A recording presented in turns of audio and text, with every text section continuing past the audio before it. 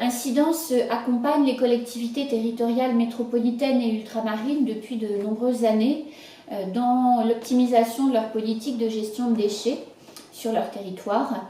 Et nous nous sommes souvent rendus compte sur ce thème et sur d'autres thèmes également quand on échange avec nos clients que la vie des collectivités territoriales, leurs difficultés ne sont pas suffisamment prises en compte par les pouvoirs publics qui fixent les règles du jeu.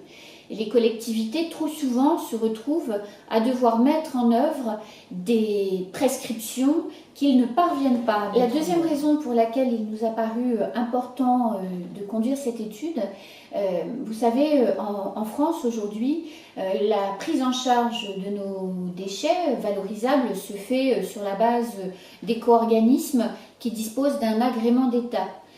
L'agrément qui concerne les emballages ménagers est en cours de réécriture.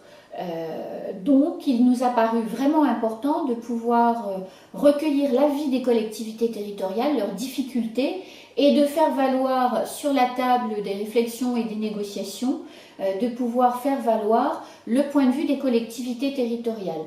C'est d'autant plus important que nous sommes dans un contexte inédit, puisque pour la première fois depuis 20 ans, Éco-emballage pourrait perdre son monopole puisque deux autres structures sont invitées à concourir et à présenter leur offre. Alors la méthodologie que nous avons mise en œuvre pour réaliser ce travail, c'est 36 entretiens avec des collectivités territoriales disposant de la compétence collecte, de la compétence traitement ou des deux compétences. Ces 36 collectivités représentent 3830 communes de France et couvrent un bassin versant de 8,7 millions d'habitants. Les entretiens avaient deux axes, un axe qualitatif, un axe quantitatif qui nous a permis de travailler sur des données chiffrées et également sur des analyses pour produire cette étude. Premier enseignement, les collectivités territoriales aujourd'hui disposent de solides compétences. Elles ont une expérience longue de 20 ans maintenant dans la valorisation des déchets. Elles innovent. Le déchet est clairement pour elles une matière première. Elles sont ainsi devenues toutes des acteurs de l'économie circulaire.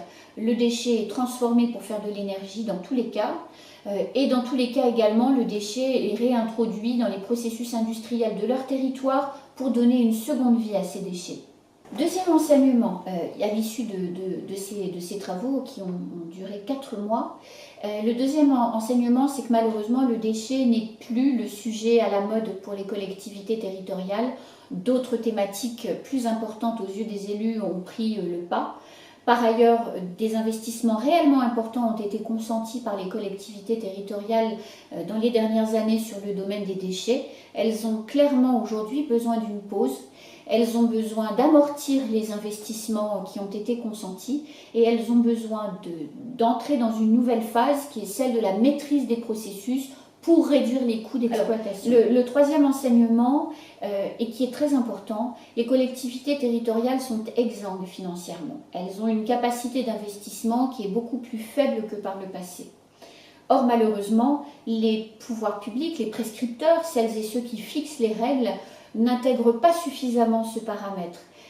Si le cahier des charges du réagrément des emballages ménagers va trop loin dans les modifications des règles du jeu, les collectivités territoriales ne pourront pas suivre, au risque que celles-ci arrêtent de valoriser les emballages ménagers parce que ce sera trop cher et qu'elles remettent l'ensemble des déchets dans la benne commune, ce qui serait très grave pour notre pays.